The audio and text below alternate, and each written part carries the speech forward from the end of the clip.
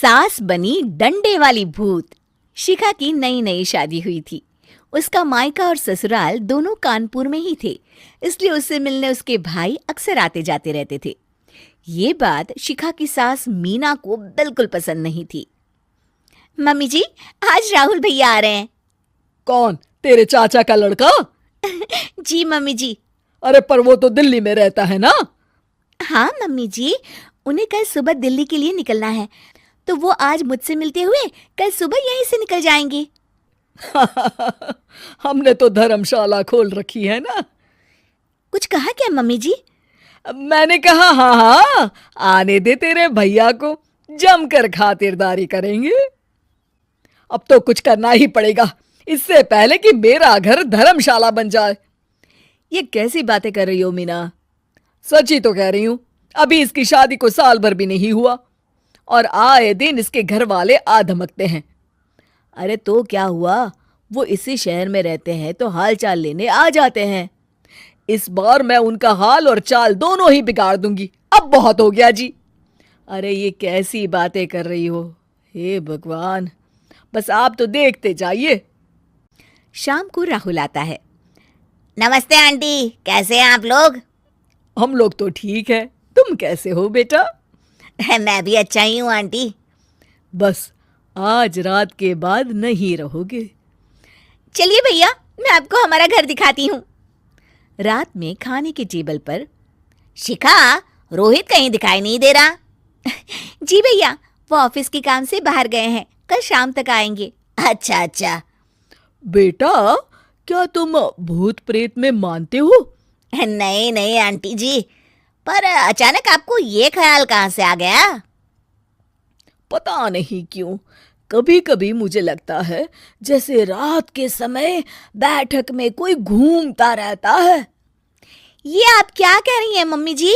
हाँ, तुम लोग घबरा ना जाओ, इसलिए मैंने आज तक इस बारे में कुछ नहीं कहा।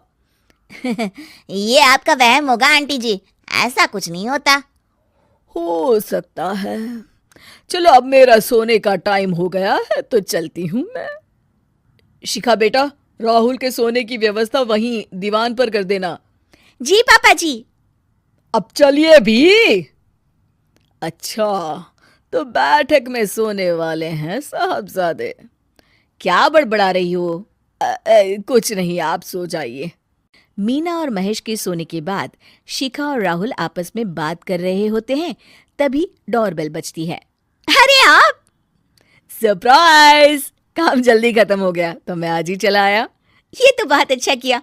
देखिए राहुल भैया भी आए हुए हैं, आप दोनों का मिलना भी हो जाएगा। कैसे हो रोहित? मैं तो ठीक हूँ भैया। शिखा, मैं भी आज यहीं सो जाता हूँ, राहुल भैया से बातचीत भी हो जाएगी। अच्छा अच्छा ठीक है। मीना आधी रात को उठती है, कंबल मुंह से पैर तक ओढ़ के डंडा लेके बैठक में आती है और देखती है दीवान पर चादर ओढ़े कोई लेटा हुआ है। देखो तो कैसे मजे से सो रहा है बहन के ससुराल में। मीना ताबड़तोड़ 4-5 डंडे मार देती है। अरे मर गया, अरे बचाओ बचाओ, कौन है? मीना जल्दी से अपने कमरे में भाग जाती है। हे भगवान, ये मैंने क्या किया? ये रोहित कहाँ से आ गया? लगता है ये नालायक राहुल मेहमानों वाले कमरे में सो गया होगा। आज तो इसकी खैर नहीं। उधर बैठक में, अरे क्या हुआ रोहित? मैं बाथरूम में था, तुम्हारे चिल्लाने की आवाज सुनी। पता है भैया, मैं सो रहा था, अचानक से कोई आकर मुझे डंडे मारने लगा। ये क्या कह रहे हो? लगता है तुम भी आंटी की तरह भूत प्रेत में मानते हो। नहीं नहीं भैया, सच में कोई आया था। मैं तो जा रहा हूँ मेहमानों वाले कमरे में सोने के लिए। इस समय अपने रूम में जाऊंगा तो शिखा की नींद खराब हो जाएगी। ठीक है भाई, जाओ तुम, जहां तुम्हारा भूत डंडा लेके ना आ सके। थोड़ी देर बाद मीना कंबल ओढ़ के डंडा लेकर मेहमानों वाले कमरे में पहुंच जाती है। वो बिस्तर पर सोए रोहित को फिर डंडों से मारने लगती है। अरे मर गया, अरे मर गया। तू भूत प्रेत में नहीं मानता ना? ये ले, अब डंडे खा। हैं? ये तो माँ की आवाज है। रोहित कंबल खींच देता है।